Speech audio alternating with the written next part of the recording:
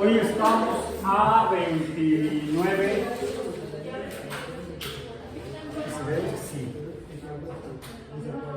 29 de mayo de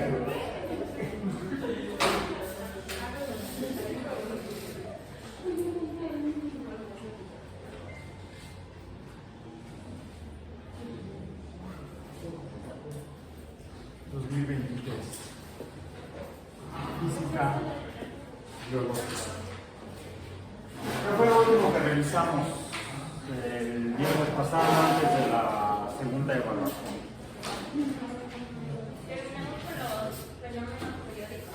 Terminamos con los fenómenos, acabamos con ellos. Casi. Ya vimos, hablamos de la acústica, oímos la acústica, pero nos habría faltado revisar algunos conceptos importantes, realmente son importantes, como cuáles son.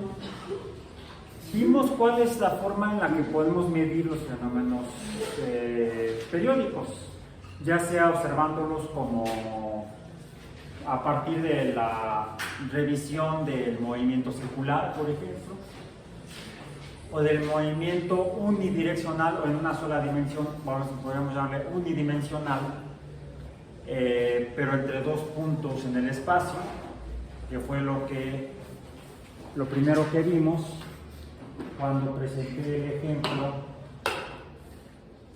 de la pelota rebotadora. Bueno, más o menos.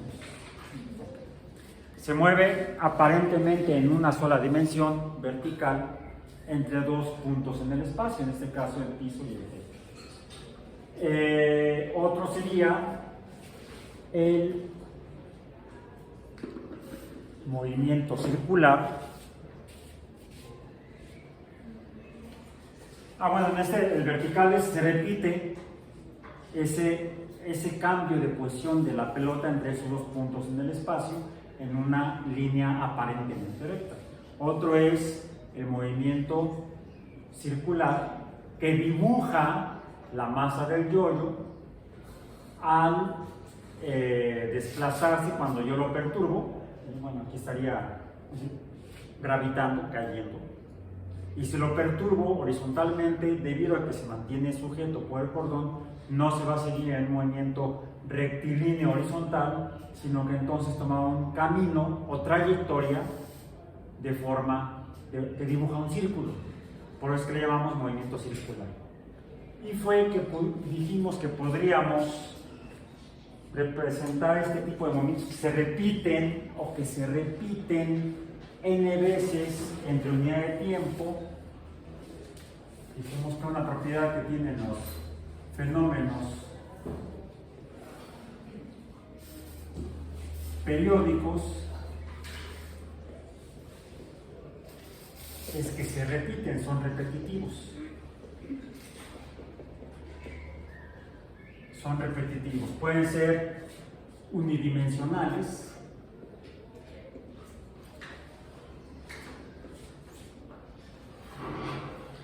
como el rebote de la pelota, o pueden ser en dos dimensiones, eso es un círculo, pueden ser circulares. Cuando son circulares, pues puedo yo entonces representarlos, vamos a poner dentro de un círculo, lo dibujo este círculo en un sistema cartesiano,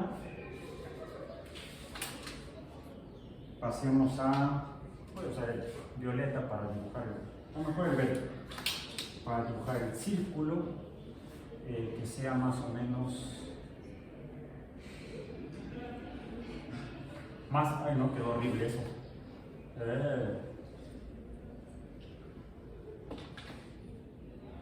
Podría ser más o menos así, ya quedó menos feo ahora.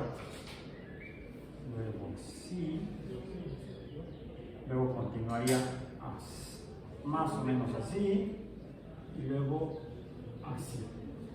Bien, quedó más o menos un círculo. Respecto a este sistema cartesiano, Si es cartesiano, dijimos entonces sería las coordenadas, el eje de X o horizontal, sería el eje vertical o de Y. Y podemos medir cómo cambia la posición del objeto que está moviéndose en trayectoria circular.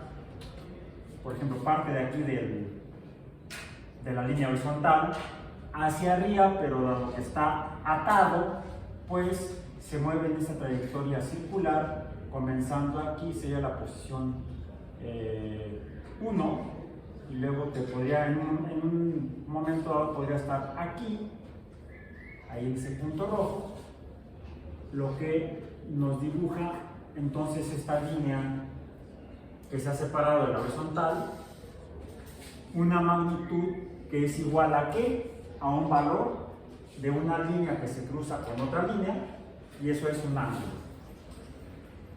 ¿Cuánto mide la magnitud del ángulo en el movimiento circular? ¿Cuánto mide? Pues yo puedo medirlo con base en esta distancia en Y, finalmente es un valor en Y, dividido entre la longitud de esta línea, de la línea roja, que si yo arbitrariamente digo que esto es X igual a 1, esto es 1 en X, pues esto ¿cuánto sería en Y? Pues también sería 1, aquí sería menos 1 en X, menos X, aquí sería menos Y, y aquí sería menos 1 en Y. Como arbitrariamente yo he puesto esta escala numérica en el sistema cartesiano, y este círculo cuya distancia del centro al perímetro se llama radio, este radio tiene una longitud de ¿cuánto? Una extensión o longitud espacial de ¿cuánto? Una dimensión espacial o longitud espacial, es un pleonasmo repetitivo. Ok, repetitivo, sería periódico, un pleonasmo periódico. ¿Cuánto mide el radio? 1. Esto me diría Y entre 1 me deja igual a Y. ¿Bien? ¿Cómo puedo relacionar Y con el ángulo? Mediante la función seno. El seno del ángulo es igual a esta longitud Y roja. Esto lo hago porque en lugar de usar funciones cartesianas, puntos, lo voy a expresar en funciones trigonométricas. La función seno es una función porque Y depende de la cantidad Y, la magnitud de Y depende de la cantidad del ángulo, pero expresado como seno, que es una función matemática, una relación entre dos cantidades, Y y teta. Pero ¿cómo la explico? Mediante la función trigonométrica seno, la propiedad del seno. El seno es la proporción de estas dos magnitudes, la magnitud de Y y la magnitud de R. Como R es igual a 1, pues ahí en lugar de escribir la R escribo el 1, y entonces finalmente es igual a, el seno de θ es igual a, el seno del ángulo, el seno de la magnitud del ángulo es igual a la cantidad Y. Ok. Un detalle, ¿cómo la mido? Debo utilizar unidades no numéricas cartesianas, sino que tengo que usar cantidades angulares. ¿Y cómo mido los ángulos? Los puedo medir en dos tipos de cantidades: grados o radianes. Los matemáticos me dicen usa radianes, yo como obedezco, entonces uso radianes. Ya explicamos, ya mencionamos lo que es un radian.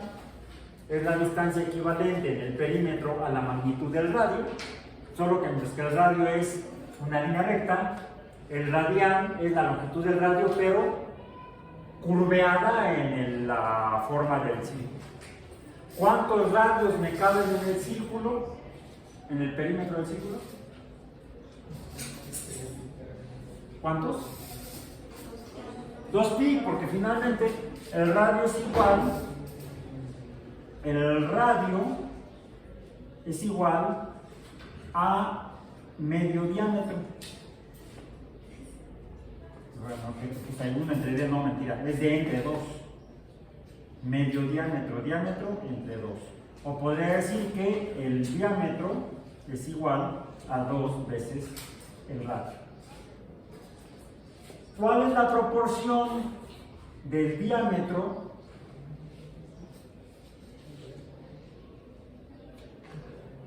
más bien del perímetro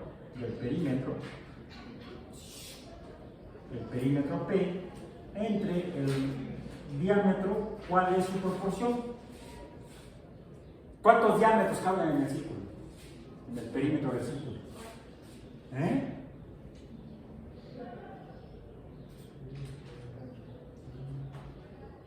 ¿Cuántos?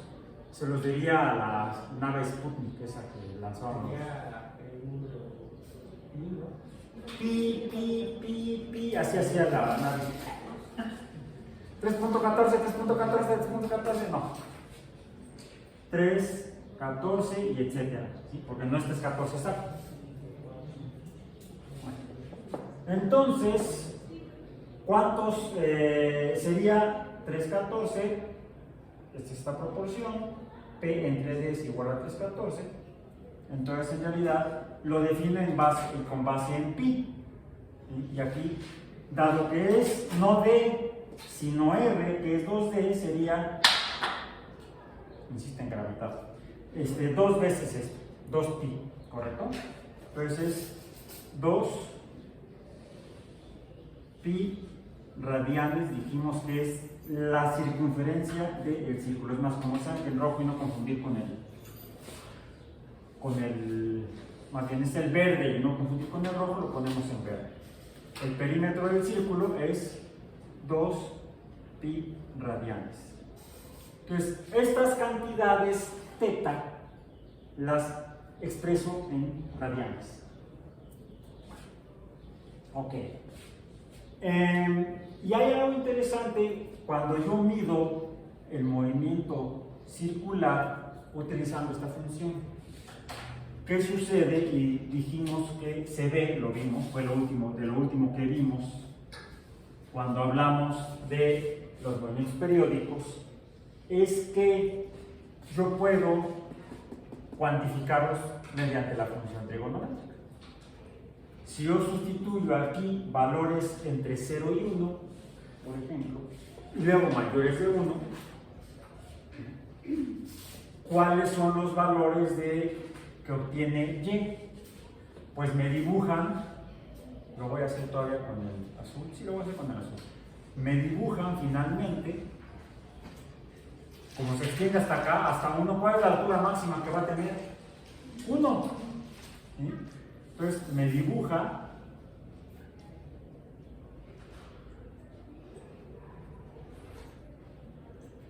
esta curva, pero como también tiene valores negativos, me dibuja luego por acá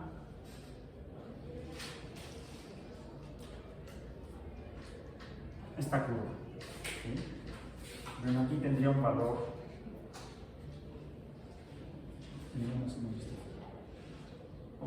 Ya es un poquito más. Esta curva es igual a una vuelta del círculo. Una vuelta de un círculo, una vuelta entre una unidad de tiempo, la unidad de tiempo es el segundo. Esto dijimos que es la frecuencia o la rapidez con la que se mueve el objeto que está en movimiento circular. Entonces, el movimiento circular me permite medir cualquier fenómeno que se repita, no importar cómo sea, utilizando las funciones trigonométricas. Puede ser circular, puede ser unidimensional. Cuando es unidimensional le llamamos, al unidimensional también le llamamos lineal.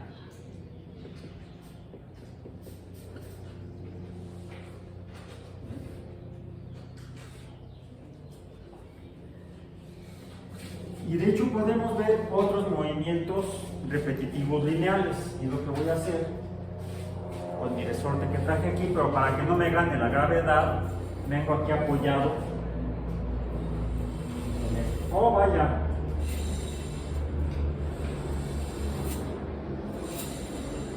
Quédate ahí. No, que te quedes ahí. Mejor lo hacemos al revés. Ya sé cómo. Para eso traje mi cinta adhesiva. Si no te quedas quieto, te pego. Te voy a pegar. Vamos a pegarlo aquí. No a pegarle, sino a pegarlo. ¿Cómo puedo hacer? Acá. Muevo los plumones. Tomo el resorte y lo sostengo aquí, unido al palito. Ah, existen en gravitar. Okay. ¿Qué sucede entonces ahora cuando yo perturbo el resorte de esta espiral que está hacia ustedes? ¿Cómo cambia la longitud entre espirales? Está cambiando la longitud de espirales. Reduzco la longitud entre la primera y la segunda espiral. ¿Y qué sucede? Pues, como el resorte tiene masa y la estoy moviendo y la primera espiral colisiona con la segunda espiral, hay una transferencia de momento, MB, ¿sí, verdad? MB igual a P. Cantidad de masa por velocidad es igual a cantidad de movimiento, y la cantidad de movimiento se tiene que conservar. Por eso es que el resorte, cada espiral, se perturba. Pero ¿qué es lo que sucede? Llega hasta donde termina el resorte, que se encuentra con la pared. ¿Y qué sucede con el cambio de la longitud? Se regresa. Como cuando la pelota, en este caso es otra, rebota colisionando con la Tierra. Cantidad de movimiento, masa de la pelota, velocidad final al llegar a la Tierra, colisiona con la Tierra debería moverse para allá, pero la masa de la Tierra es mucho mayor y entonces la cantidad de movimiento se le regresa a la pelota. Algo equivalente sucede con la masa del resorte, que está en movimiento en una sola dimensión, sería como lineal. ¿Bien? Esto es una perturbación lineal. Lo puedo hacer varias veces y más de una vez. Y lo que estoy viendo es un fenómeno repetitivo. ¿De qué tipo dijimos? ¿Sería unidimensional o circular? ¿Sería lineal o circular? ¿Circular? ¿Cómo se está moviendo la masa? En una sola dimensión. Es lineal. Es un fenómeno repetitivo lineal. Así como tengo fenómenos repetitivos circulares. Esto es lo que estuvimos viendo hasta el viernes de la semana pasada. Todos estos, no importa cómo, dado que son fenómenos repetitivos, todos los puedo representar matemáticamente con esta expresión. Pero es que no es el ángulo que está cambiando. Lo que está cambiando es que tanto cambia su posición en el espacio. En este caso, yo podría tomar el círculo, si fuera un hilito, lo corto y lo extiendo. Entonces, la magnitud del inicio del movimiento hasta la final del movimiento, que sea la magnitud de donde empieza el resorte a donde termina el resorte, me equivaldría a una vuelta completa en el círculo si esta masa del resorte estuviera moviéndose de esta manera. Yo lo puedo curvar, podría curvarlo, no lo voy a hacer. Ustedes a veces lo hacen cuando se encuentran con estos juguetes y los empiezan a, ahí está, ya cuasi circular. Y lo puedo perturbar. Aquí el problema es que lo está perturbando la gravedad. ¿Sí? pero si evito, si reduzco la gravedad, tal vez si lo pongo horizontal, se los voy a acercar, más o menos, déjenme ver, aquí tomo la última espiral, la primera del otro lado, y ahora que tengo, ¿cómo se ve? Ya se ve más o menos la misma distancia entre espirales, ¿no? Entonces, ¿esto a qué se parece? ¿Vale? Se parece al movimiento circular. Ahí está. Yo puedo entonces artificialmente manipularlo y transformarlo en el fenómeno lineal. Por eso yo puedo cualquier fenómeno repetitivo representarlo mediante funciones trigonométricas. Es un truco matemático. Y también material lo puedo hacer, lo acabo de ver. El movimiento unidimensional del resorte que está cambiando su masa, porque lo estoy perturbando aquí, el problema es que hay otra perturbación. ¿Cuál es? La de la fuerza de gravedad, que modifica la posición del resorte dependiendo de la masa por aceleración. Aquí lo que estamos viendo, ya lo habíamos observado en una clase anterior, es cómo se manifiesta la fuerza de gravedad directamente sobre la masa del resorte. A poca masa, poca perturbación. F igual a m por a. Si la masa m es pequeña y a es constante, la F sería proporcional a la distancia. De hecho, estoy viendo el trabajo gravitacional. F por D, ahí está. Mayor D, mayor trabajo. Menor D, menor trabajo. Estoy viendo la gravedad. Estoy viendo lo que no pudo concebir Newton. Y Einstein fue el primero en concebirlo y ni siquiera tenía resortes de estos, él tenía una brújula que le dio su papá. Y eso fue lo que preguntarse cómo funciona la brújula lo llevó a explicar la gravedad newtoniana. Que aquí la estamos viendo. La segunda ley de Einstein, o la teoría general de la relatividad. Es una deformación en el espacio. Aquí estamos viendo cómo la deformación en el espacio está deformando la forma del resorte. Estamos viendo el pozo gravitacional de la Tierra. Interesante. Y eso que no íbamos a ver relatividad, donde ya vimos la relatividad, eso es la explicación de la gravedad. Bueno, ok. Pero lo que nos importa son los fenómenos que se repiten. No importa si son lineales o circulares, todos son repetitivos. Ahora, cuando yo lo grafico como una función trigonométrica en función del seno, podría usar el coseno o la tangente. Ya lo mencionamos que la tangente me ayuda a entender cómo cambia lo que se está moviendo, si es una masa. El movimiento circular, pues también depende de la magnitud del radio. Si el movimiento es muy amplio, me va a ayudar allí, ¿sí? O si el radio es menor, ¿qué se modificó? El número de veces que daba vueltas entre unidad de tiempo, la frecuencia, el mismo objeto, misma perturbación, pero la frecuencia es diferente. ¿Por qué? Porque depende del radio y la longitud que recorre en la trayectoria circular depende de la longitud del radio. A esta cambio de magnitud de posición en el tiempo, ¿cómo le voy a llamar? Le puedo llamar la velocidad angular, que depende de cómo cambia θ en función del tiempo. θ está en rojo, acá está. Dijimos que rojo, el cambio del ángulo entre el tiempo es la velocidad angular, que de qué depende, de cómo cambie el ángulo en función del tiempo.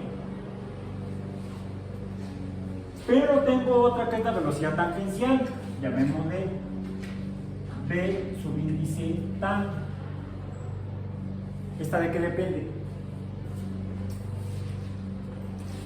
Esta es proporcional al radio. Vimos que mientras más grande sea el radio, a velocidad angular igual, el arco que recorre es mayor. Si el radio es menor, el arco que recorre en el mismo ángulo o a la misma velocidad angular, el arco es menor, y el arco lo defino mediante la función tangente. Entonces, a velocidades angulares iguales, radios diferentes tienen velocidades tangenciales diferentes. Eso sí lo debo tener claro. Una cosa es la velocidad angular y otra cosa diferente es la velocidad tangencial. La velocidad tangencial depende del radio, del movimiento circular. Pero ya dije que cuando grafico la función seno del movimiento circular, se me dibuja otra cosa. Que de aquí a acá dijimos que sería una vuelta completa. De hecho, aquí sería entonces, lo voy a poner en azul, ya no en verde, porque en verde es el círculo. En azul, ay, se cayó el verde. Aquí, ¿qué sería? Si de aquí a acá en el círculo son 2 pi radianes, dibujada la función seno, de aquí a acá, ¿cuánto es esto?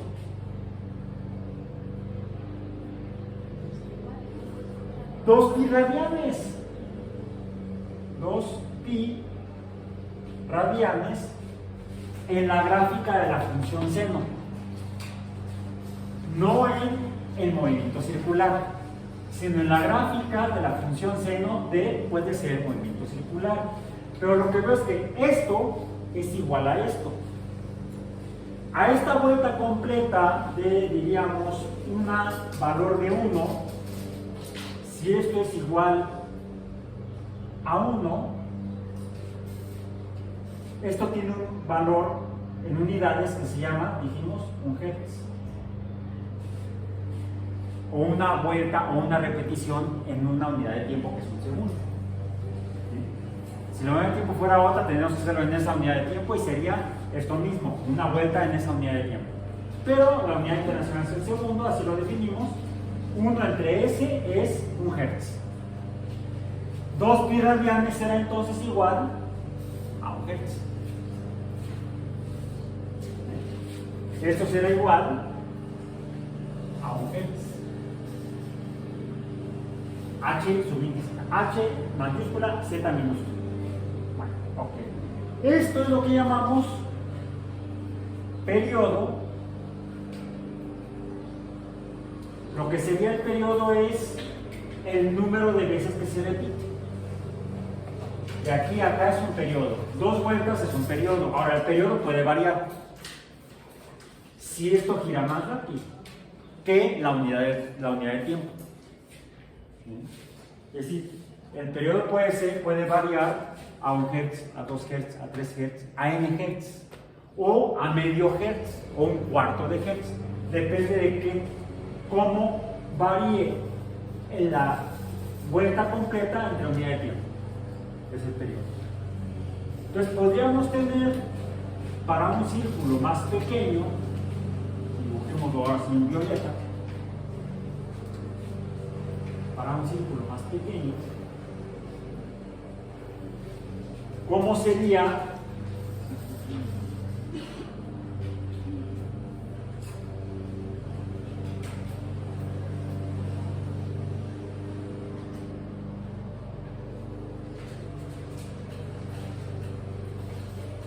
más o menos así? De aquí a acá es el periodo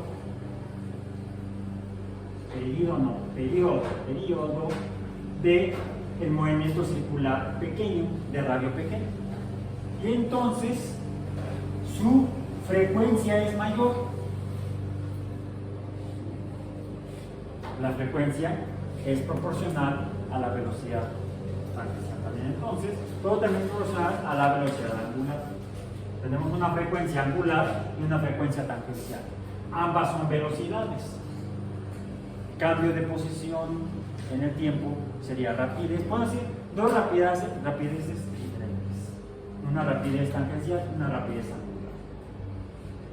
Pero no importa cuál sea, en ambos se dibuja lo mismo. Una curva de tipo seno, lo que recibe el nombre de onda. Y entonces tenemos un tercer tipo de movimiento o de fenómeno repetitivo o periódico, que serían las ondas. Tendríamos los movimientos lineales, los movimientos circulares y los movimientos ondulatorios, que son diferentes a los oscilatorios. Los oscilatorios son estos, los del péndulo. Entonces tenemos 4 tipos de movimientos repetitivos. Ya no son 3, ni 2, ni 3, sino 4. Los lineales, los circulares, los ondulatorios y los ondulatorios y los oscilatorios, como ejemplo. Oscila un péndulo, circula un círculo, ondula una onda y las otras son lineales. Se alinean los lineales, no. Son lineales.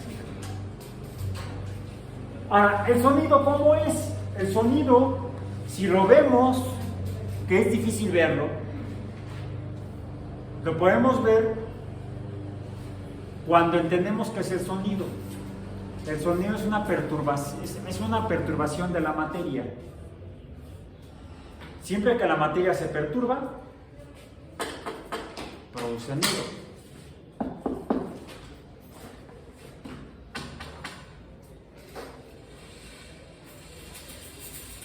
Si lo oyeron. El sonido en particular son fenómenos vibratorios de la materia en cualquiera de sus 3 estados de agregación física. Y siempre su forma de movimiento de la materia siempre es igual. ¿Cómo es? ¿De cuál de las formas de vibraciones será circular? ¿Será ondulatorio? ¿Será oscilatorio o será lineal? Es lineal. Y depende del estado de agregación de la materia y depende de la forma de la materia. En una masa más o menos constante y más o menos homogénea, el sonido va a perturbar. Bueno, la perturbación que busca el sonido va a perturbar la masa de la materia y le va a cambiar su posición. Si yo la perturbo aquí, la va a mover para allá. Si yo la perturbo aquí, la va a mover para allá. Si yo la perturbo acá, la va a mover para allá. De hecho, como hay materia en las 3 dimensiones, ¿hacia dónde la perturba? Por ejemplo, en el gas que está en los gases que forman la atmósfera. Voy a perturbar el aire hacia ustedes.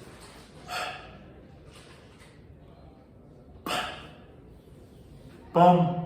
Para que se oiga mejor. Fue hacia allá. ¿Qué pasa si lo hago hacia el pizarrón? ¡Pum! ¿Sonó igual? No, porque la principal perturbación fue hacia el pizarrón. Sin embargo, le pasó como cuando lo envío, cuando perturbo el resorte hacia el pizarrón. ¿Qué pasa cuando llega al pizarrón? Se regresa. Salvo que, y por eso no he usado desde que regresamos a clases presenciales, tampoco lo usaba cuando estaba a distancia porque estaba en la pantalla, ¿verdad?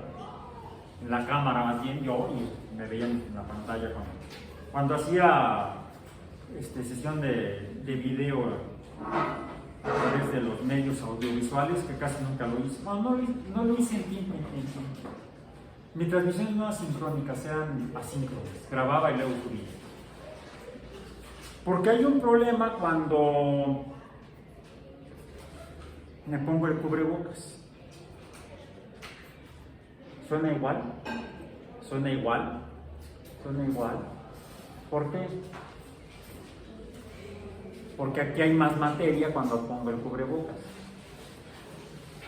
Ya no solamente está el aire, sino que está la materia que conforma la cubrebocas, sea de tela, de N90 y no sé cuántos, N90 y mucho, o los clínicos, cada tipo.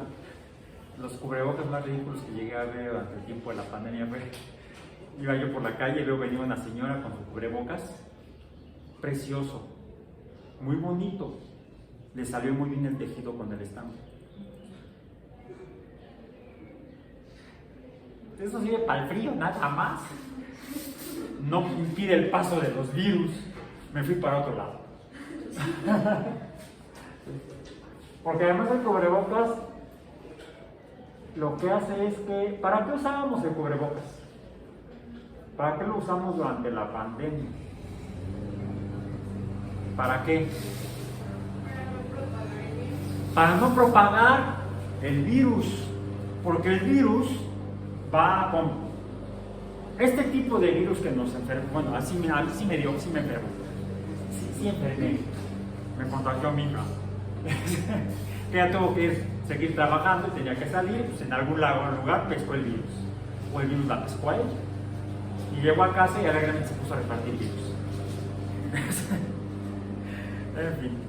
Entonces, porque los virus corona de enfermedades respiratorias en realidad están cubiertos por proteínas muy higroscópicas. ¿Qué significa higroscópico? Afines por agua. Además de hidrofílicos, son higroscópicos.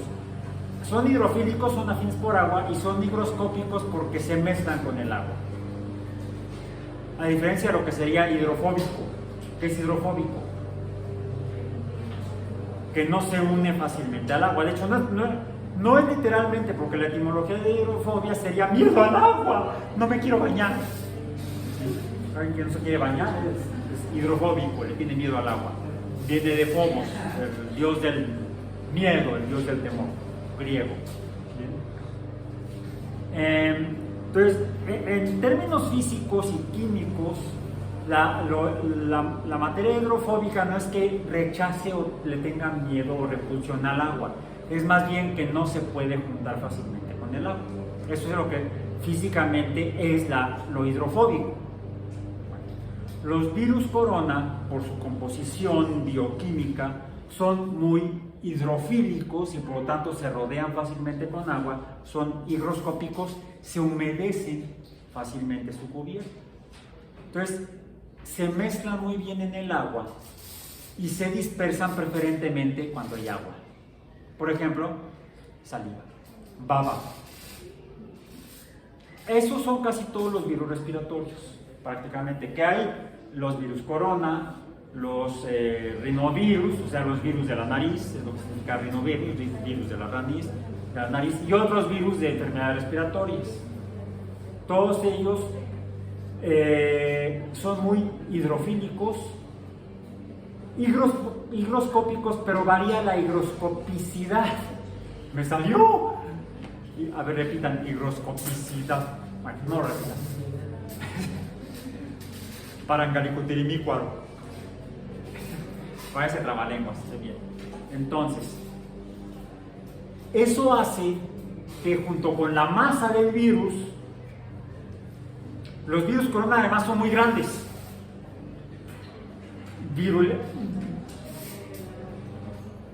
Virumentemente hablando. O sea, hablando de virus, porque hay virus de diferentes tamaños, de diferentes dimensiones espaciales.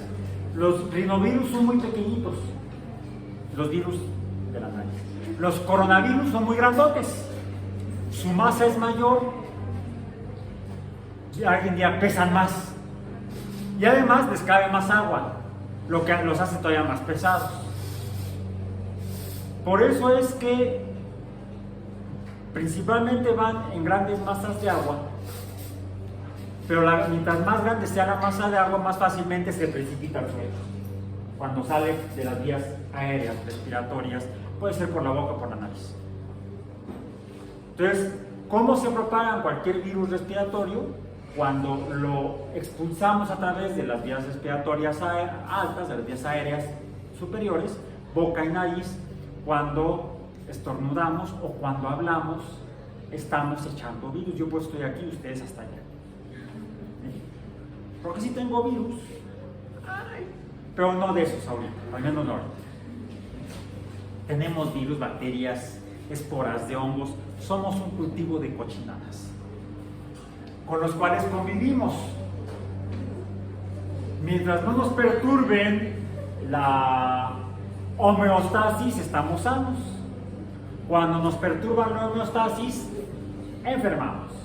Bueno, eso sucede cuando cambia la población de microorganismos, sean virus, hongos, bacterias que viven en nosotros. Somos ecosistemas con dos patas, móviles. Entonces, de eso depende que los virus, las bacterias y los hongos o sus esporas salgan de la persona que los va paseando por la vida. Una forma de evitar compartir mis habitantes es, o me quedo callado y dejo de respirar, porque aun cuando exhalo, está saliendo agua pero en forma de vapor. Y lo que sale es lo que puede ir en esa poca cantidad de agua, porque es vapor, es menos agua, son microgotitas. No coronavirus, o muy difícilmente. A menos que esté enfermo y entonces tenga una gran cantidad de coronavirus y entonces al exhalar estoy echando virus en esas microgotas.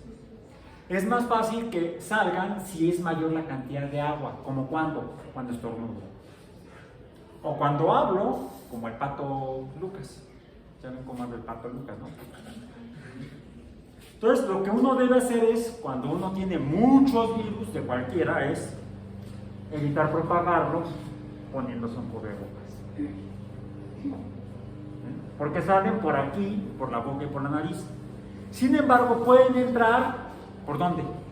Por la boca y por la nariz. Si yo inhalo, si yo aspiro o inhalo por la boca, o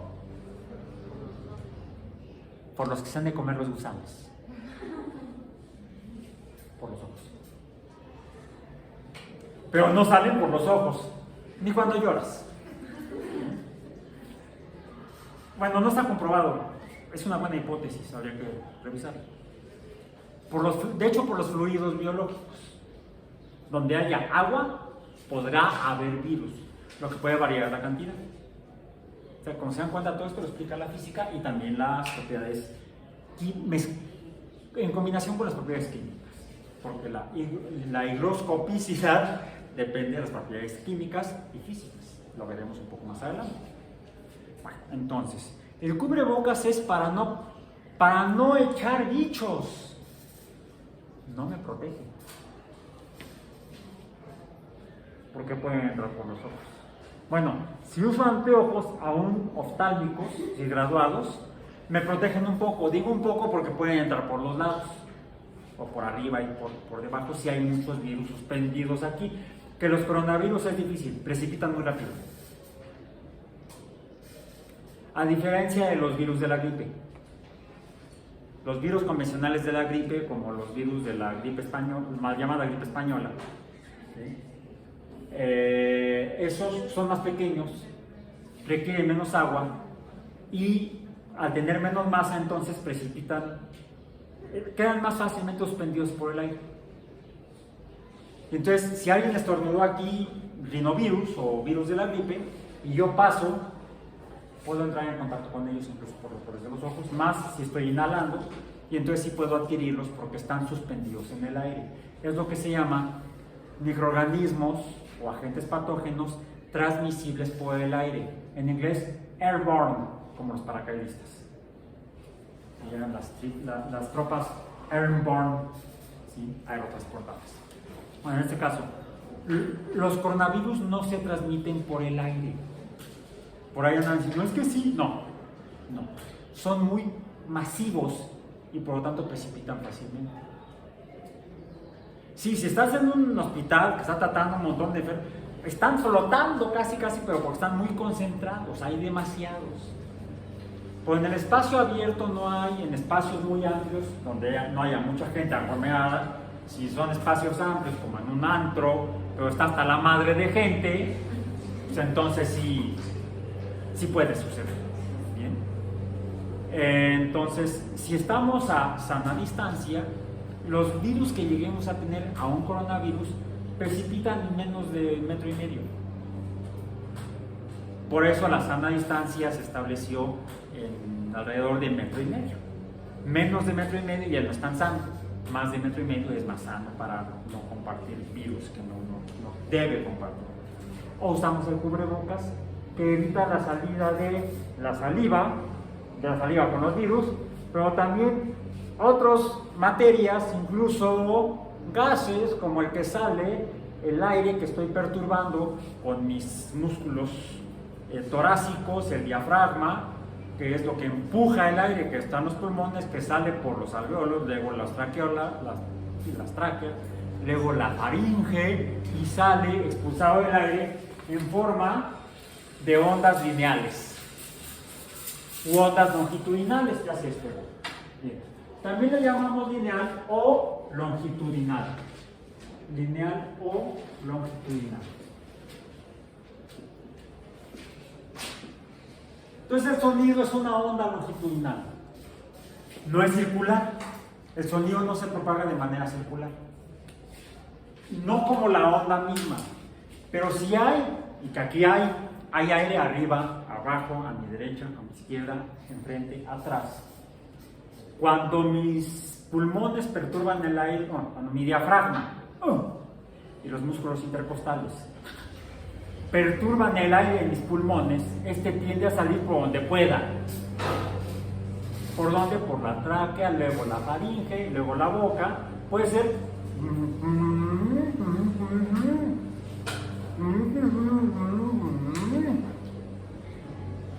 ¿sí entendieron? ¿Qué dije? Casi. ¿Escuchaste nariz? Dije, estoy hablando por la nariz.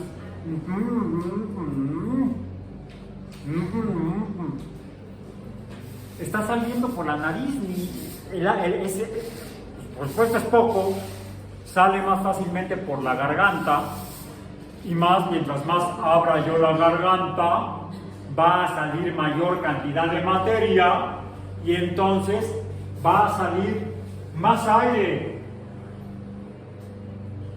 Bueno, pero es que no es sinusoidal, no es ondulatorio el sonido, es longitudinal. Bueno, sí es una onda, pero le llamamos una onda longitudinal. Entonces, ¿cómo le llamo estas ondas ondulatorias? Este tipo de ondas que realmente existen, ustedes las vieron el viernes en el laboratorio. ¿Dónde las vieron?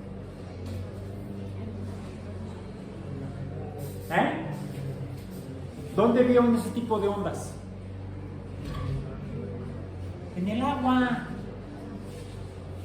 Cuando cae la gota en el agua, perturba la superficie del agua, la empuja quizá para abajo, pero como el agua no se puede mover más que porque está en el recipiente, arriba no hay que estorbe, se mueve hacia arriba. Y entonces el agua empieza a perturbarse en ondas de tipo sinusoidal, o que ya decíamos que en el caso del péndulo es el equilibrio, ¿verdad? Se produce un movimiento oscilatorio o de péndulo cuando lo perturbo. Cuando sale del equilibrio y va a regresar luego al equilibrio. Establecimos que en el movimiento circular el equilibrio es cuando está en horizontal, para poder dibujar. Y de aquí sacar la función centro. Y entonces poder cuantificar.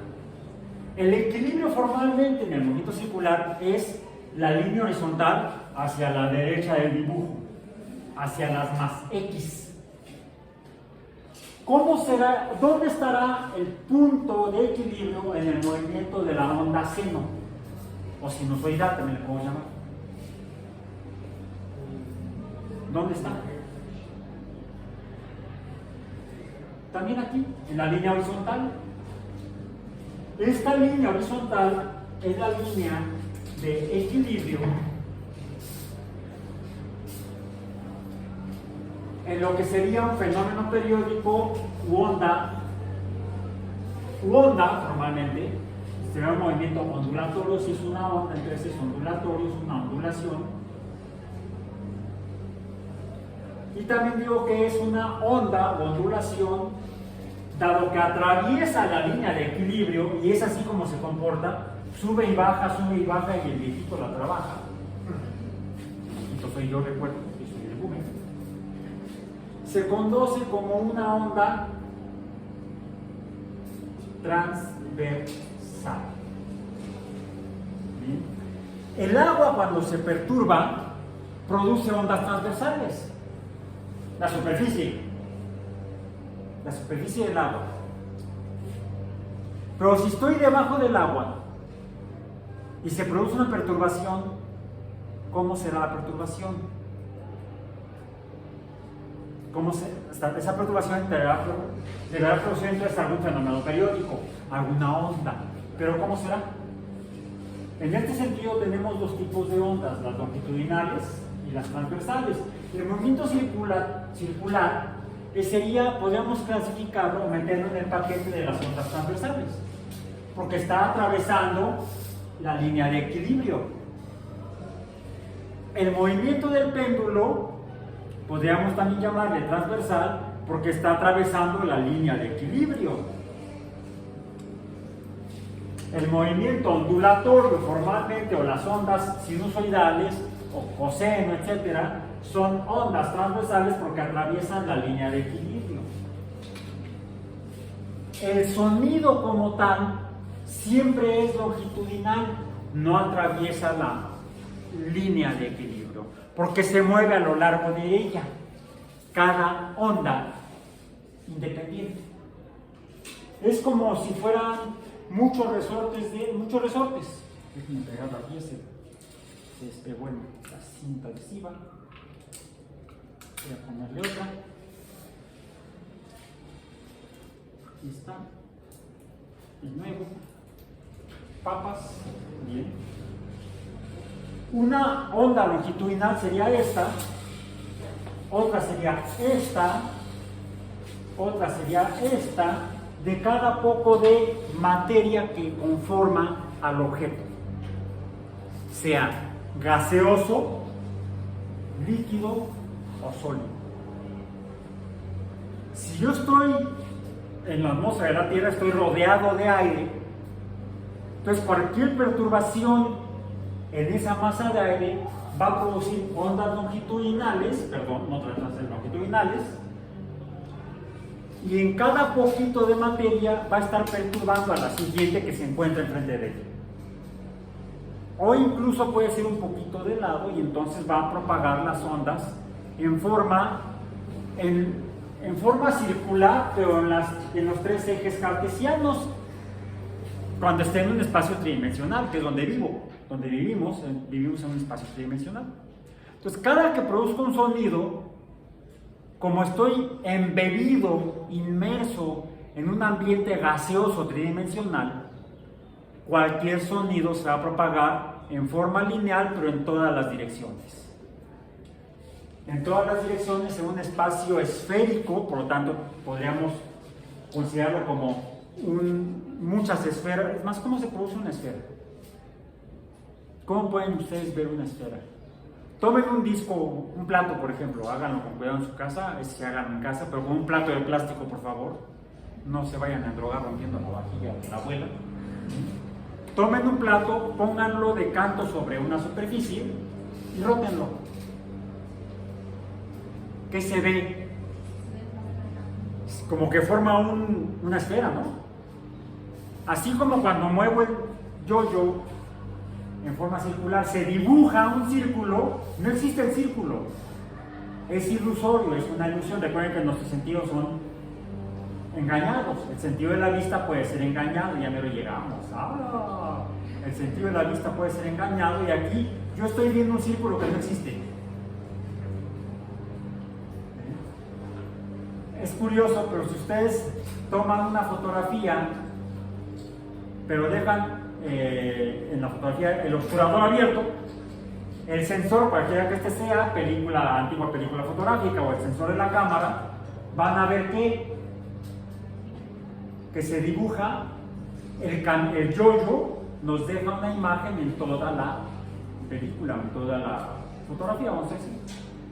Es como cuando sale movido, una persona se mueve y sale como una especie de fantasma, una mancha, ¿no? Aquí saldría la mancha del yo-yo dibujando el círculo. Si ustedes giran un plato circular, porque por ejemplo en casa yo tengo platos cuadrados, van ustedes a ver como que se forma una esfera, como si existiera ese objeto esférico. Se dibuja una esfera. Entonces, una esfera la puedo definir su diámetro en cualquiera de las tres dimensiones y por lo tanto si tiene un diámetro tiene un centro, si tiene un centro tiene la mitad del diámetro, será el radio, tiene un radio, y el sonido se propaga del centro hacia todas las direcciones, es decir, por cada pequeño radio. Por eso es que decimos que el sonido se propaga de forma radial. El sonido, las vibraciones de la materia, tanto en los gases como adentro de los líquidos, como en los sólidos. La materia se propaga en ondas longitudinales, el movimiento es lineal, aunque sea tridimensional. Eso suena muy loco, pero sí, porque es sonido, por eso suena. Entonces, las vibraciones longitudinales, dependiendo de la forma de la materia, se pueden ver y propagar de manera realmente lineal, unilineal o de manera radial en líneas, en las tres dimensiones y todos los espacios intermedios. No nada más es en X, Y, Z y entonces los de allá no me oyen, no. Es en forma radial en toda la masa tridimensional de materia. Okay. Las vibraciones entonces, o los fenómenos periódicos, son perturbaciones en la naturaleza y producen ondas longitudinales y transversales. Y como lo que producen es movimiento de materia, las vibraciones pueden producir movimiento de materia, entonces pueden producir, se mueven a velocidad, hay una velocidad, como hay una velocidad y mueve la materia, entonces tienen cantidad de movimiento, ¿sí? Cuando colisiona, ¿qué sucede con la masa cuando llega y toca aquí? ¿Qué sucede? ¿Vale? Bueno, pero hablemos del resorte, imaginemos que el resorte es el aire. Llega, choca con la pared o el pizarrón, la masa de aire llega y está en movimiento, velocidad constante, imaginemos. Pero cuando toca la otra materia, ¿qué sucede con la materia que está moviendo? Durante un muy pequeño tiempo, la distancia que recorre es cero. Por lo tanto, su velocidad ha cambiado. De hecho, hay una transferencia de momento. Decimos B1 masa 1 es igual a B2 masa 2, ¿correcto? Como la velocidad cambia, B pasa de un valor n a un valor igual a 0, hay entonces un cambio de velocidad. Si hay un cambio de velocidad, delta V, en una unidad de tiempo, ¿qué se produjo? Una aceleración, en este caso una desaceleración porque la masa se detuvo, su velocidad fue 0. ¿Sí? Dado que hay entonces una aceleración y es una masa que se está moviendo, masa por A, ¿esto qué es? Una fuerza. Por eso es que cuando nos llega un sonido muy fuerte, ¿qué es eso? ¿Qué es un sonido fuerte? Una pequeña cantidad de masas está oscilando. Si es más masa, ¿De qué dependerá la magnitud del sonido? De hecho, no sería fuerza, sería magnitud. Depende de la cantidad, depende de dos cantidades: su velocidad y su masa. Si es mucha masa, entonces será mucha la cantidad de materia y entonces habrá una fuerza, si podrá producir una fuerza, y mientras más masa haya, mayor será la fuerza de la vibración. Por ejemplo, la fuerza del sonido. ¿Qué tan grande es el sonido? El volumen, vamos a decir. La otra es la velocidad. Si la cantidad de gas que se está moviendo por el sonido es poco, pero es a gran velocidad, también tendrá una cantidad grande de movimiento. Al interactuar habrá un gran cambio de movimiento, de momento, y entonces habrá un gran cambio en la aceleración, y entonces también se produce un sonido muy fuerte. Pero no es exactamente esta fuerza, tenemos que interpretar un poco diferente. A veces depende no tanto de esto, sino que depende de cuando calculamos los parámetros trigonométricos, depende el volumen del sonido, si es poco volumen o es mucho volumen. Cuando hago esto es porque abro bien la garganta para que salga mucho aire. Está saliendo un poco de aire con otro poco de aire, con otro poco de aire, cada uno con sus propiedades ondulatorias. ¿Cuáles son las propiedades ondulatorias? Las que me definen la función central. Aquí puede haber otros coeficientes, otros números. Puede haber aquí un número que multiplique a este, vamos a decirle A. Bien. Y eso está escrito en el documento ondas de energía, ¿sí? Bien. Bueno, entonces, el coeficiente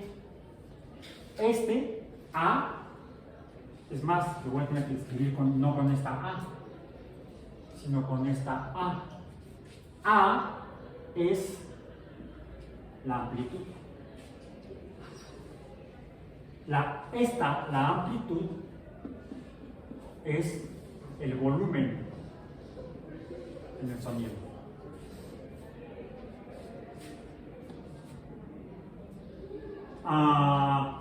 Puede haber aquí otro número.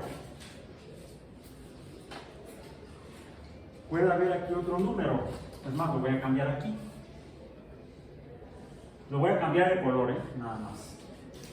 El de la frecuencia. La frecuencia es un coeficiente que va aquí.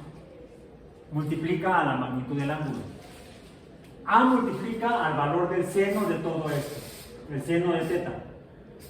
Pero puede haber un número que multiplique a teta, al ángulo, y es la frecuencia. La frecuencia, si es 1, es un periodo. Si es 2, serían 2.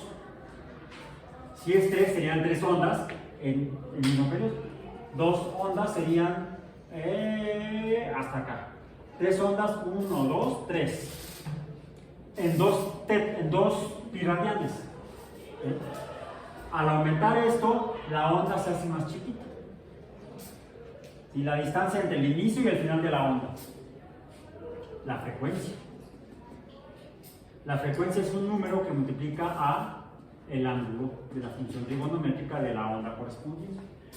Los datos revisen, la forma matemática revisen por favor en el apunte que está en el CIPI y en el sitio web.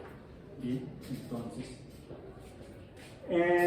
Y todas estas, tanto la amplitud como representan finalmente cómo está moviéndose la materia que está vibrando, qué tanto se mueve, el qué tanto se mueve, que me dice en términos mecánicos la fuerza, uno también está valiendo, la fuerza puede provocar cambio de posición en el espacio de la materia masa m. F tiene la m, ¿ok?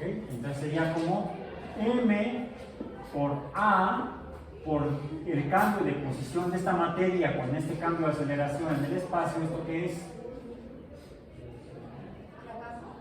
trabajo, y el trabajo dijimos que es la energía. Entonces, mientras más grande sea la amplitud de la onda, más se está moviendo, por ejemplo, más agua en las ondas que tenían en el agua. Si se mueve más el agua en una onda transversal, hay más energía. Pero también, si pongan ustedes que no es mucha la altura de la onda o de la ola, que es un tsunami, es esta cantidad de masa, es proporcional a la altura, ¿sí? Pero en realidad es proporcional al área bajo la curva. Un tsunami es una integral bajo la función de la onda. Entonces, a veces es la altura de la onda de la ola. Pero estaba viendo yo un documental otro día de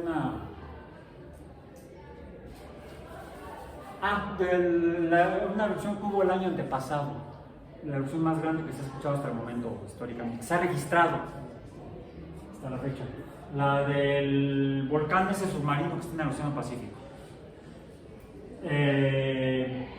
Unas personas que iban en su bote vieron la erupción y dijeron: hasta aquí llegamos. ¿Sí? Vieron cómo venía la ola, la onda, y el bote nada más hizo así.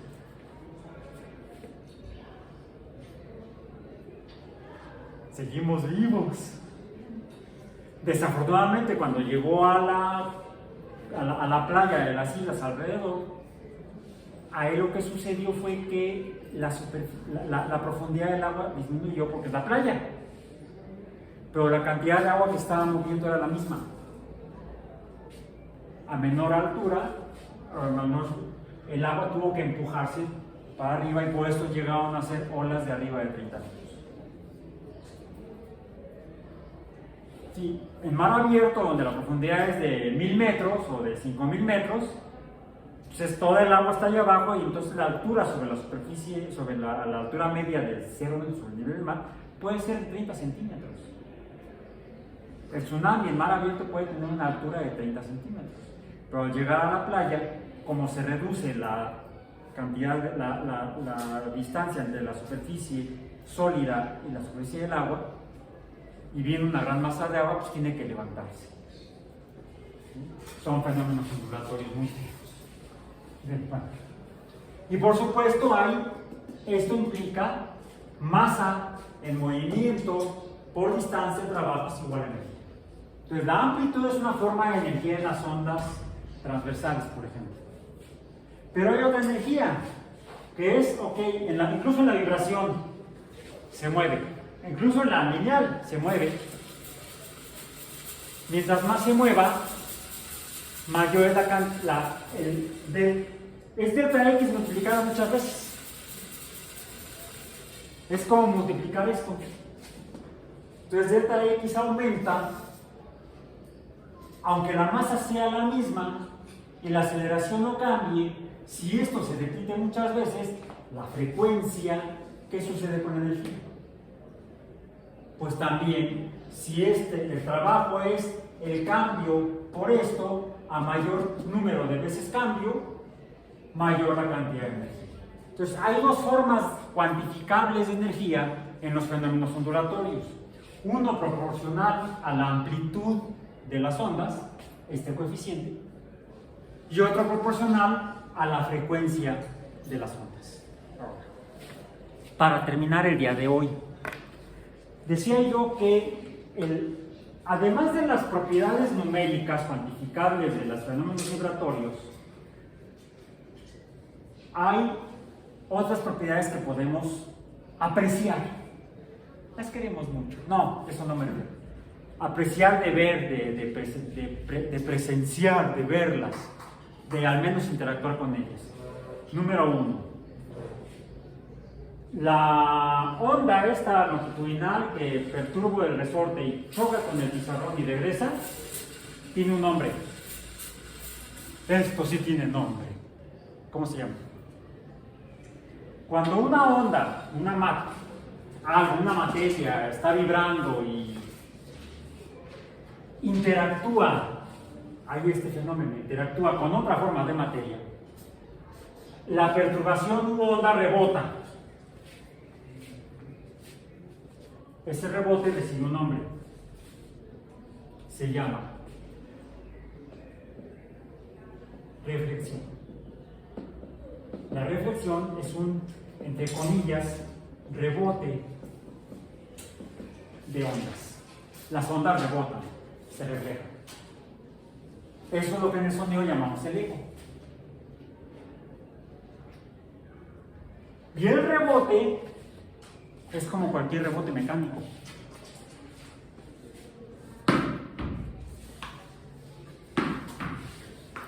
Que siempre puedo hacer todo el día cuando no tengo nada que hacer. Pero ¿qué sucede si le hago así? Hagas bolita, por favor.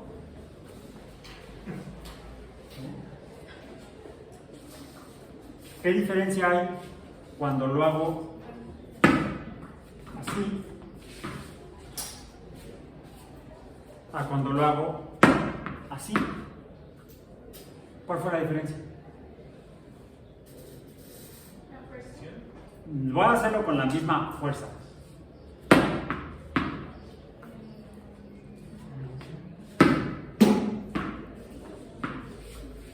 El ángulo con el que choca, el ángulo de la colisión, la forma en la que se transmite el movimiento depende del ángulo, depende. Hacia dónde se va el carro, no choquen, eso es feo. Luego duele y terminamos en el hospital. ¿Cómo podemos saber hacia dónde va a rebotar algo cuando choca con otro algo? Pues depende del ángulo con el que colisionan. Esto, si es una colisión de materia que está vibrando, entonces también el rebote depende del ángulo de la colisión. Decimos, y es una ley en acústica, que el ángulo de reflexión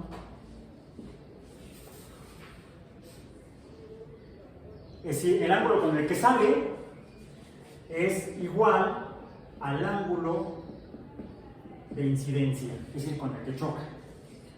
El ángulo de reflexión es igual al ángulo de incidencia. Por ejemplo, yo puedo estar hablando del pizarrón, cuando la mayoría de los profesores hacemos eso, y profesores, cuando damos clase, le estamos dando la clase al pizarrón para que entienda muy bien, ¿verdad?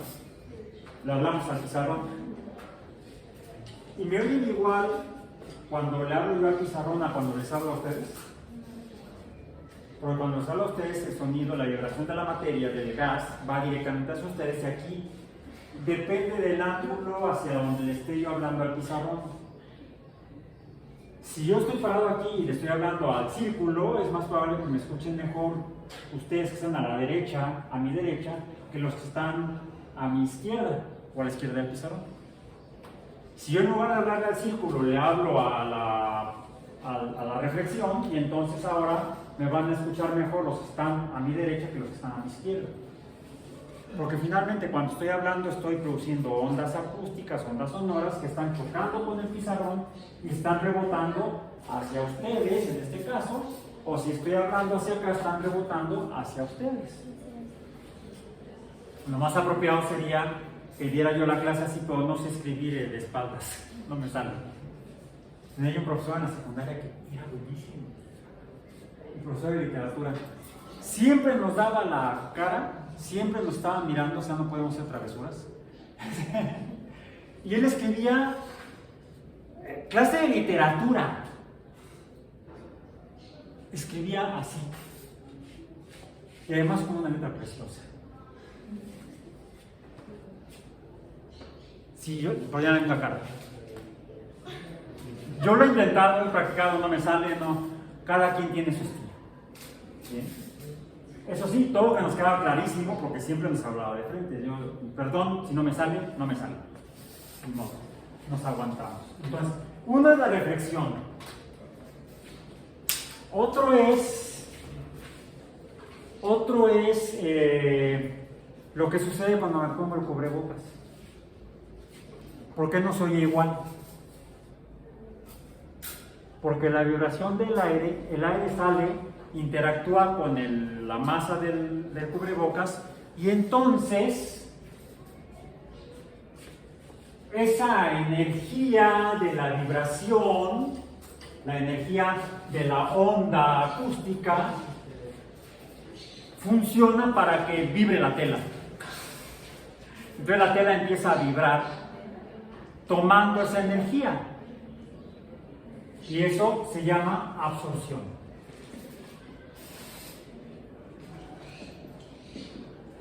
Las ondas se absorben cuando interactúa materia con materia. La absorción es la toma de la energía de la materia.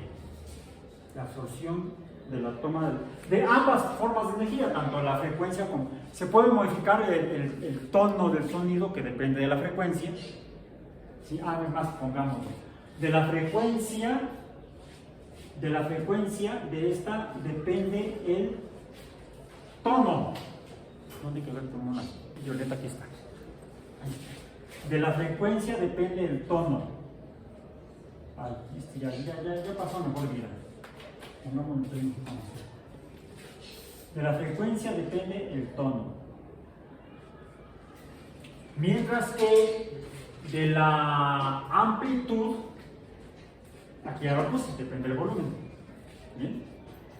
Entonces, si va a ser grave, el tono grave se da en frecuencias pequeñas o periodos grandes, porque incluso puede ser que la onda empiece aquí y termine hasta acá.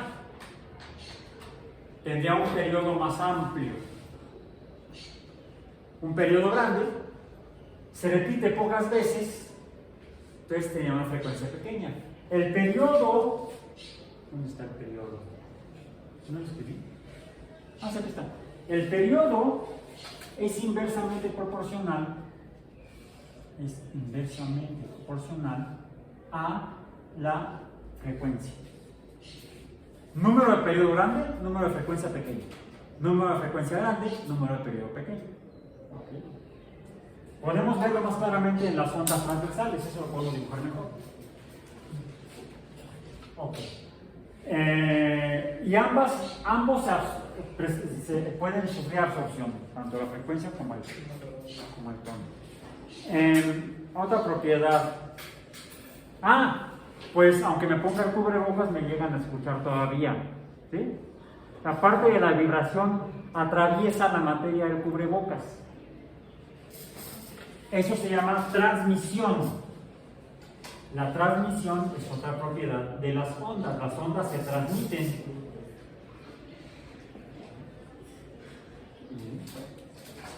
Como cuando la onda se mueve de aquí hacia allá. Es una onda, incluso le llamamos ondas viajeras. ¿Recuerdan? Que mencionamos eso. Hay ondas viajeras y las ondas. Esta sería una onda viajera. Empieza aquí, termina acá y luego, es más, también, fíjense, también rebotan. ¿Ven? También rebota. Y esta sería una onda que no va a ningún lado. Bueno, va para arriba y para abajo, pero no hacia la derecha ni a la izquierda. Esta se hace tonta, nada más se mueve a... No va a ningún lado. Le llamamos una onda estacionaria. ¿Sí? Que también podría hacerla así. Esta también es una onda estacionaria, pero cuando le hago así, y ven cómo va y viene, es una onda viajera. Okay. Entonces, las ondas pueden ser estacionarias o viajeras, pero todas se reflejan, todas se absorben, todas se transmiten.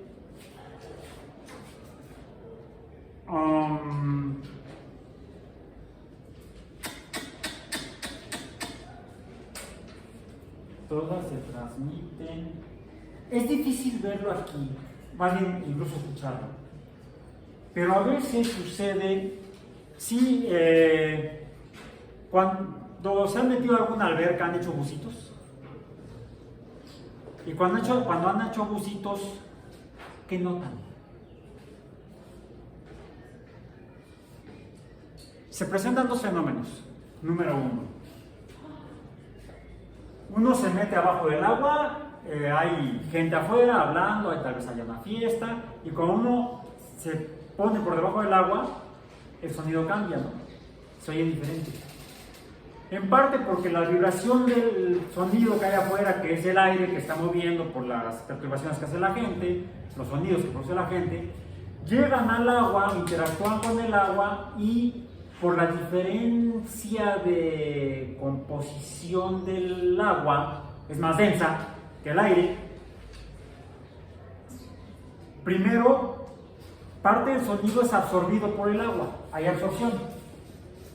Pero debido a la densidad también, a la diferencia de densidad del agua respecto al aire, la forma en la que se van a mover las ondas de compresión del agua, porque también se comprime y se expande, comprime y expande el agua por las vibraciones acústicas, además se desvían. Podremos llamarle a la reflexión también, dado que, ¿qué sucede? A ver, la pelota iba para allá, iba hacia el suelo, pero se desvía cuando choca con el suelo, ¿no? La reflexión también podemos describirla como una desviación. Las ondas se desvían, esto es rebote y hay una desviación. Bueno, hay otro fenómeno de desviación de las ondas. Se llama refracción. La refracción es otra desviación de las ondas, pero se da cuando pasan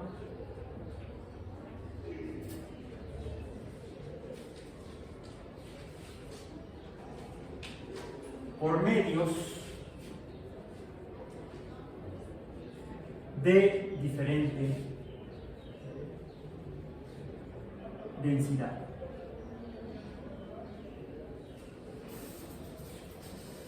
Medios de diferente densidad. Okay. Pero ya me colgué todo el modo. Pues creo que son nada más 10 minutos más.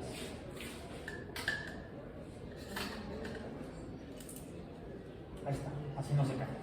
Si no, voy a tener 7 años de mala suerte. ¿Más? Ya más.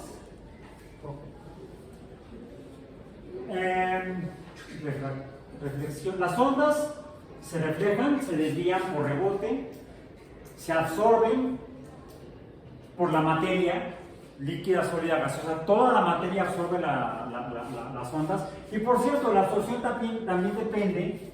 La absorción también depende o está en función de la densidad. Ahí está. La densidad la representamos por la letra ρ. La densidad. ¿Sí? La absorción también depende de la densidad, es una función de la densidad. ¿Sí? De la densidad de la materia. La transmisión depende también de la densidad, también es una función de la densidad.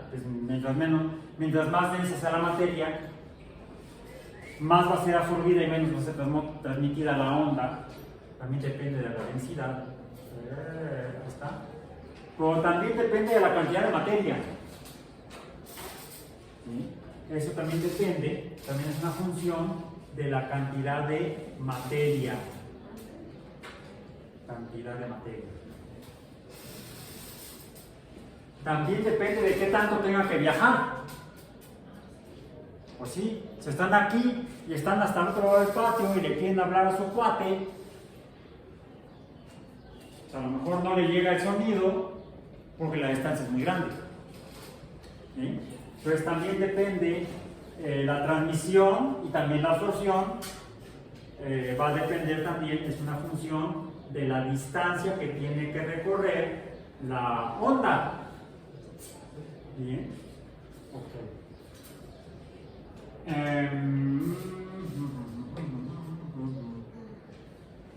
Reflexión, absorción, transmisión, refracción. El sonido también se refracta, pero es más difícil percibirlo. Se nota claramente cuando uno se mete abajo del agua. Suena diferente y además uno escucha el sonido en otra posición de donde realmente viene. debido a la diferencia de velocidades entre el aire y el agua. Bueno, ahora, ok. Finalmente, las ondas son fenómenos que se producen por perturbaciones de la materia. Yo traigo aquí unos cerillitos. ¿Cómo es la cabeza de cerillo? Azul. ¿Sí? Azul. La voy a perturbar. Ahora, ¿cómo es? Bueno, se ve medio amarilla. Bueno, es más, la madera también está cambiando. Se está perturbando. Y ahora aquí es roja, miren. Y luego ya se vuelve negra, pero una parte es roja.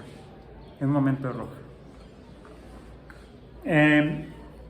Aquí adentro hay un... Es más, no, aquí está. Decíamos que aquí adentro hay un líquido, ¿no? No, ya no hay líquido. Se me acabó. Todavía queda un poquito. Cuando lo perturbo, bueno, hagamos este que tiene. Este sí tiene, aunque no se ve, tiene lo mismo. Lo perturbo y ahora, a ver, si lo dejo salir, ¿lo ven? Lo perturbo y ahora sí lo ven.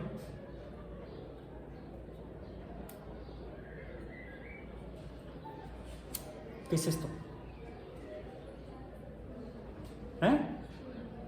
Luz. Vi la luz. Sí, aquí veo una... Sí, veo luz. Acá también tengo otra, la voy a perturbar, esta cosa que está aquí adentro, la perturbo y ahora ya la ven, ¿verdad? ¡Hey! Despierta. ¿Ya la ven? Ya los dejé con ojos de alcancía. ¿Okay? ¿Qué es la luz?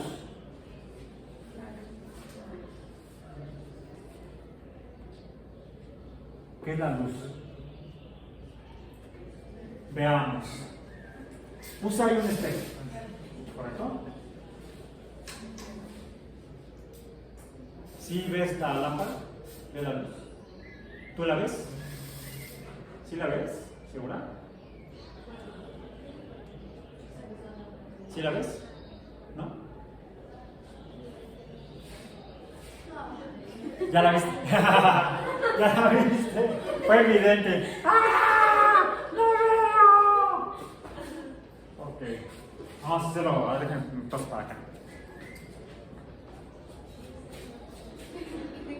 Ahora, ¿quién?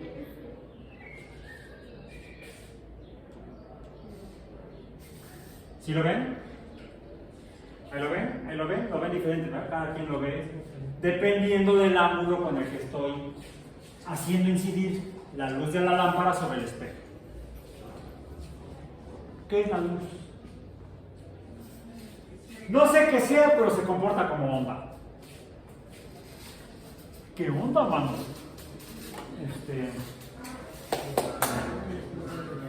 La luz podremos describirla entonces tal vez con un fenómeno de tipo periódico ondulatorio, dado que presentan propiedades como las de las ondas.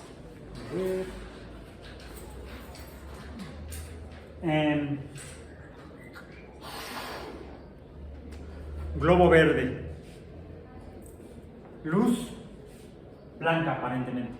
¿Sí? Ahora, ¿cómo ven la luz? ¿Sí la ven? Ya no ven nada. Ok. ¿Ahí la ven? Más o menos. O sea, cuando se atraviesa el globo,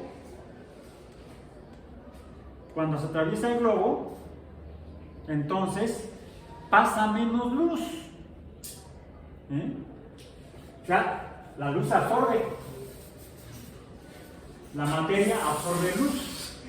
Perturbo algunas formas de materia y entonces emiten luz. La luz es una perturbación. Si las perturbaciones producen ondas, entonces la luz podría ser una onda. ¿Cómo lo verifico? Debe tener propiedades de onda. Se refleja, se absorbe De hecho, ustedes alcanzan a ver parte de la luz que pasa a través del látex del globo. Pues eso lo ven. Parte de la luz se absorbe y parte de la luz se transmite. Traigo aquí unas micas. Bueno, aquí es una mica. Bien. Bien. Cuando atravieso la mica, parte de la luz pasa y parte de la luz ya no pasa. Parte se absorbe, parte se transmite. Y además, también se desvía cuando pasa de un medio de una densidad a un medio de densidad diferente. Y se refleja, y entonces el ángulo de reflexión es igual al ángulo de incidencia. ¿Sí? O sea, obedece a las leyes de la reflexión. Pero también cuando pasa a través de cuerpos de mayor densidad, un sólido, vamos a decir, se desvía. ¿Lo ven igual? Varía. Es más, vean, parte se refleja. Ahí atrás, ahí está. Parte se refleja en la superficie ahí está. Se está reflejando. Pero parte se está desviando dependiendo del ángulo con el que la superficie plana de este vidrio, es un prisma, cómo atraviesa, pero se desvía. Entonces también se refracta. La luz tiene estas mismas 4 propiedades que tienen las ondas. La luz debe ser una onda. ¿Qué onda? ¿Qué onda es la luz? La luz entonces también tiene propiedades que nos permitirían observar que se comporta diferente. Vean, a ver, ambos son silicatos de sodio, vidrio, pero tienen formas diferentes. Estos son planas, las superficies, estas son curvas, también estas.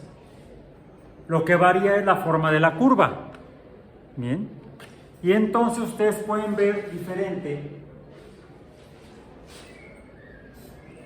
Se ve igual, pero ahí está.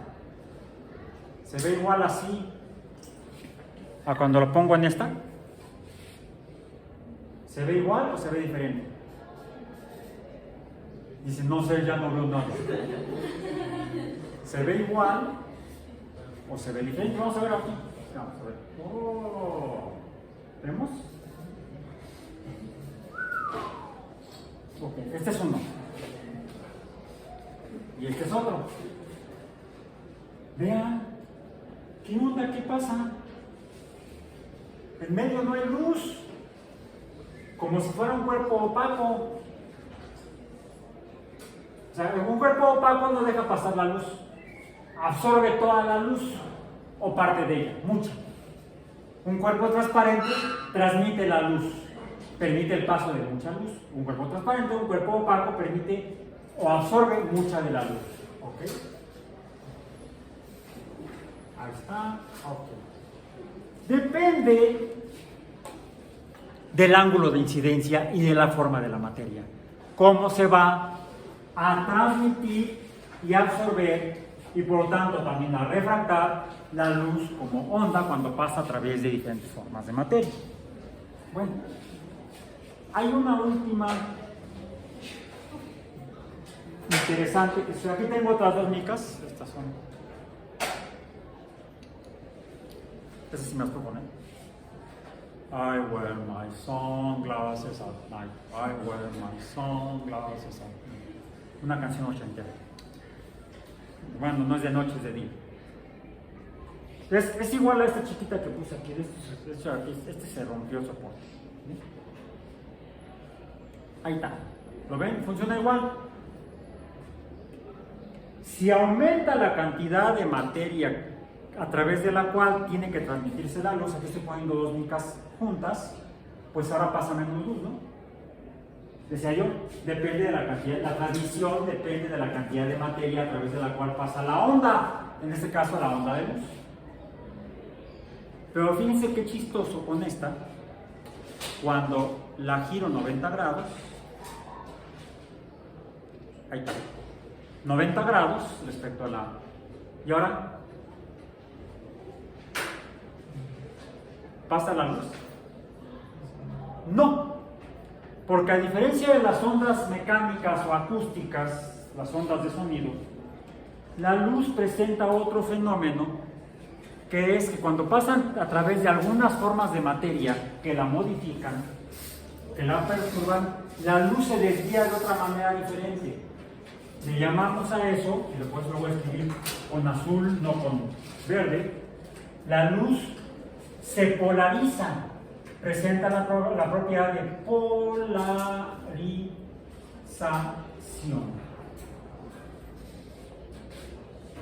Y eso se debe, lo veremos más adelante, espero. Por hoy nos despedimos. Nos vemos la próxima vez.